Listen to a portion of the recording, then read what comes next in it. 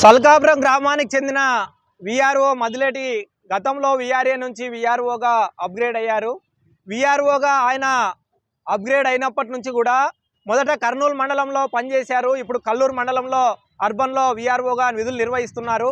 ఈయన విఆర్ఓగా ఎక్కినప్పటి నుంచి ఎక్కడైనా సరే ఎవరైనా స్థలానికి సంబంధించినటువంటి పట్టాలు కానీ లేదా మన తహసీల్దార్ కార్యాలయం నుంచి రావాల్సినవి ఏవి రావాలన్నా మామూలు ఇవ్వండి ఫైలు కదలని విధంగా విఆర్ఓ మదిలేటి గారు వ్యవహరించారు. అదే కాదు, అక్రమంగా ప్రభుత్వ భూములను కూడా మరి అధికార పార్టీలో గతంలో ఉన్నటువంటి వాళ్లకు అపనంగా అప్పజెప్పేసి వాళ్ళ పేర్ల మీద పట్టాలు రాయించేసి దాదాపు ఆయన చేతుల మీదుగా 200 పట్టాలు ఇచ్చినట్లుగా ఇప్పటికే ప్రింట్ మీడియాలో వస్తూ ఉంది. కాబట్టి అంటే ఒక్కొక్క పట్టా 2 లక్షలు 3 లక్షలు అని చెప్పేసి గతంలోనే 3 కోట్లు పెట్టి ఇల్లు కట్టుకున్నాడు వాళ్ళ స్వగ్రామంలోన. ఇప్పుడు కూడా డాక్టర్స్ కాలనీలోన భారీ బిల్డింగ్ నిర్మిస్తూ ఉన్నాడు.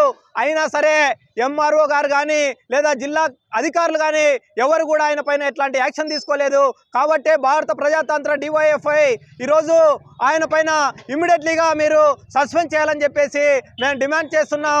లేకపోతే కనుక ఆయన సస్పెండ్ చేసే వరకు కూడా డివైఎఫ్ఐ ఆందోళన కొనసాగిస్తుందని చెప్పేసి ఈ సందర్భంగా మేము హెచ్చరిస్తూ ఉన్నాం. ప్రధానంగా మళ్ళీ విఆర్ఓలు వాళ్ళ డ్యూటీ చేసేటప్పుడు చాలా మరి ప్రభుత్వ భూములను అక్రమంగా రాయిచ్చేసి ఒక్కొక్క పట్టాకి లక్షల రూపాయలు దండుకోవడం అనేది ఎంతవరకు సమంజసం అని చెప్పేసి మేము అడుగుతా ఉన్నాం.